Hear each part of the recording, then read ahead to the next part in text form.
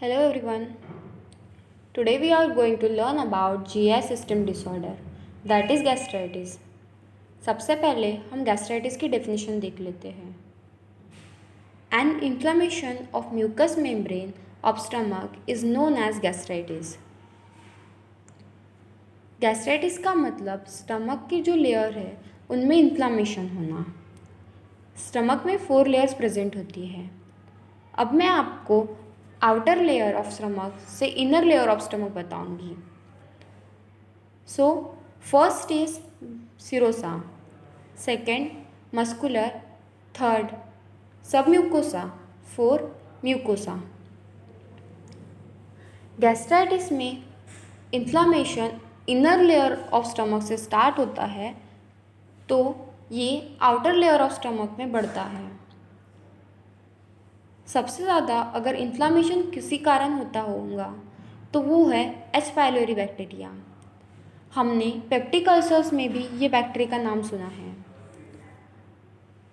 और जो लोग ज़्यादा अल्कोहल लेते हैं उनमें भी गैस्ट्राइटिस होने के चांसेस इंक्रीज़ होते हैं क्योंकि अल्कोहल गैस्ट्राइटिक सिक्रीशंस को इंक्रीज़ करता है और उसी की वजह से चांसेस ऑफ गैस्ट्राइटिस इंक्रीज़ होते हैं.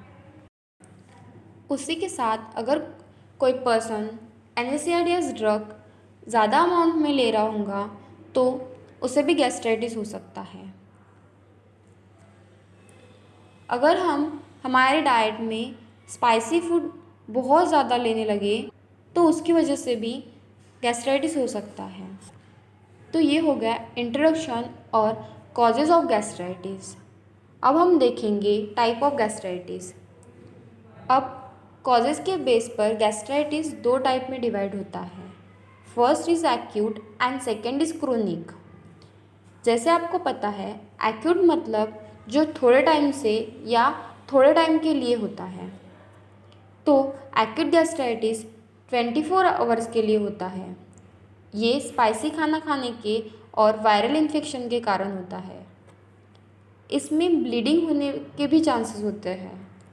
सेकेंड क्रोनिक गैस्ट्राइटिस, ये लॉन्ग टर्म इन्फेक्शन से होता है और हमारे स्टमक में रिफ्लेक्स एक्शन बराबर नहीं हो पाए तो क्रोनिक गैस्ट्राइटिस हो सकता है.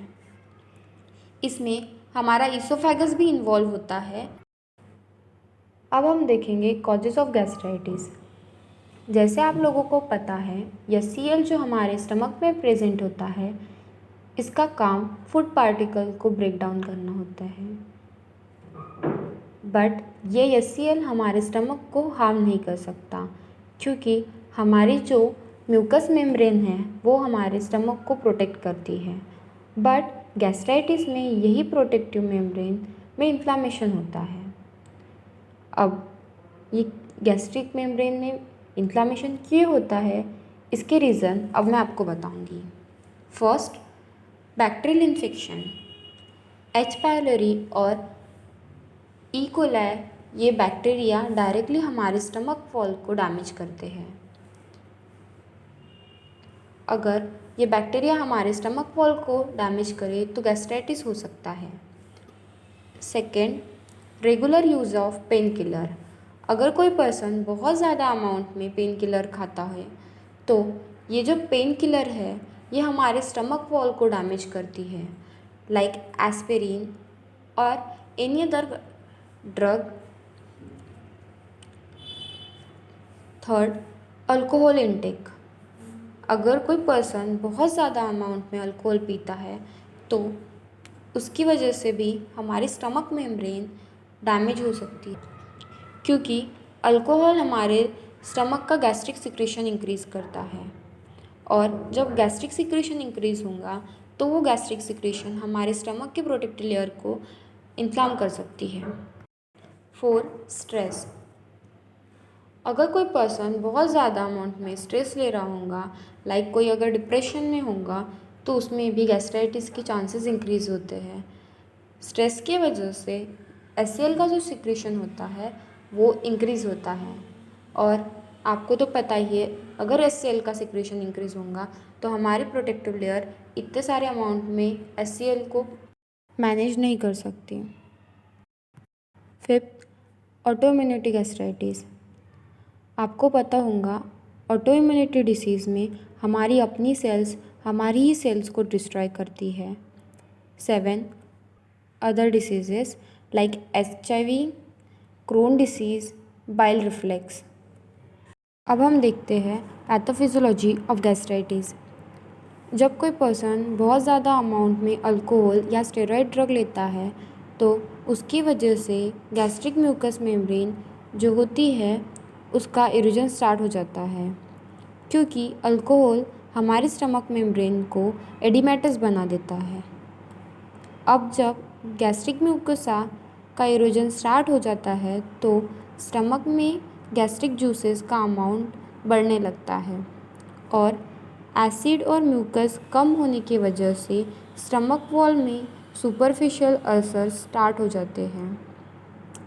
सुपरफिशियल अल्सर्स की वजह से ब्लीडिंग भी हो सकती है और उसी के साथ impaired enzyme function, interrupted cellular structure होने लगता है और फिर यही रीज़न है गैस्ट्राइटिस होने का। अब हम देखेंगे कि sign and symptoms of gastritis क्या है। सबसे पहले तो स्टमक में पेन होने लगता है, इसे हम एपिगैस्ट्रिक पेन कहते हैं क्योंकि ये एपिगैस्ट्रिक रीजन में प्रेजेंट होता है। नेक्स्ट, पर्सन को इंडाइजेशन का प्रॉब्लम होता है। जब पर्सन खाना खाता है तो उसको थोड़ा खाना खाने पर पेट भरा भरा लगता है क्योंकि पर्सन के स्टमक में ऑलरेडी इन्फ्लामेशन हुआ होता है। पेशेंट को नोशिया, वोमिटिंग भी हो सकता है। नेक्स्ट, पेशेंट को हिकअप्स भी आते हैं। ये नॉर्मल साइन है गैस्ट्राइटिस का। अगर हिकअप्स बहुत ज़्यादा आने लगे तो ये गैस्ट्राइटिस का साइन हो सकता है, क्योंकि नॉर्मली भी हिकअप्स आते हैं जो डायफ्राम का एबनॉर्मल फंक्शन इंडिकेट करता है, जो पानी पीने से ठीक हो जाता है, बट गैस्ट्राइटिस में ये ठीक नहीं होता। Next, anorexia. पेशेंट को खाना खाने की इच्छा नहीं रहती क्योंकि पेशेंट का पेट फूला होता है। नेक्स्ट, ये बहुत सीरियस साइन ऑफ गैस्ट्राइटिस है। पेशेंट जब वोमिट करता है तो वोमिटिंग का कलर जो है वो कॉफ़ी कलर का होता है। नेक्स्ट, पेशेंट के स्टूल में ब्लीडिंग दिखती है। ये हो गया साइन एंड सिम्टम्स। अब हम देखते हैं डायग्नोस्टिक टेस्ट ऑफ गैस्ट्राइटिस। सबसे पहले हम पेशेंट की हिस्ट्री कलेक्ट करते हैं, फिर हम फिज़िकल एग्जामिनेशन करते हैं। पेशेंट के पेट में पाल्पेशन जब करेंगे तो स्टमक का साइज़ पता चलता है। डायग्नोसिस के लिए हम पेशेंट को एंडोस्कोपी भी कर सकते हैं ताकि हमें पता चले कि पेशेंट के स्टमक में क्या एबनॉर्मलिटीज़ हैं। Serological testing to detect presence of H pylori infection. इस टेस्ट में पेशेंट को एक बलून दिया जाता है, उसमें पेशेंट को एयर भरने के लिए बोलते हैं और बाद में पेशेंट को यूरिया वाला सॉल्यूशन मिक्स करके जूस पिलाया जाता है। बाद में पेशेंट को एक और बार बलून में एयर भरने के लिए बोलते हैं। अब बलून की एयर में एक डिफरेंस नोटिस किया जाता है कि किसमें CO2 का अमाउंट ज़्यादा है। अगर सेकंड नंबर वाले बलून में CO2 का अमाउंट ज़्यादा हो तो ये टेस्ट पॉजिटिव मानी जाती है। यहाँ पर देखते हैं कि सेकंड बलून में CO2 का लेवल बड़ा है तो एच पायलरी जो बैक्टीरिया है ये यूरिया को CO2 में ब्रेक डाउन कर देता है, तो सेकेंड वाले बलून में CO2 का लेवल बढ़ जाता है। Next, x ray barium therapy. हमने ये थेरेपी पेप्टिक अल्सर्स में भी देखी है, तो आपको याद होगा इसमें बैरियम वाला सॉल्यूशन पेशेंट के स्टमक में उसे पिलाकर डालते हैं। उसके बाद एक्सरे के थ्रू स्टमक को एग्जामाइन करते हैं। अब हम देखेंगे ट्रीटमेंट ऑफ गैस्ट्राइटिस।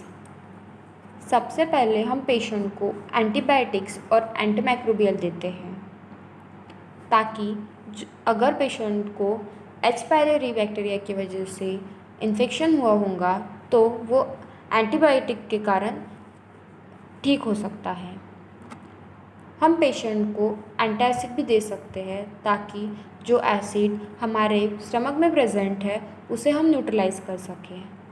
हम पेशेंट को प्रोटॉन पंप इनहिबिटर्स भी देते हैं और उसी के साथ हम पेशेंट को H2 ब्लॉकर्स भी देते हैं, ताकि जो एसिड का सिक्रीशन है वो कम अमाउंट में हो।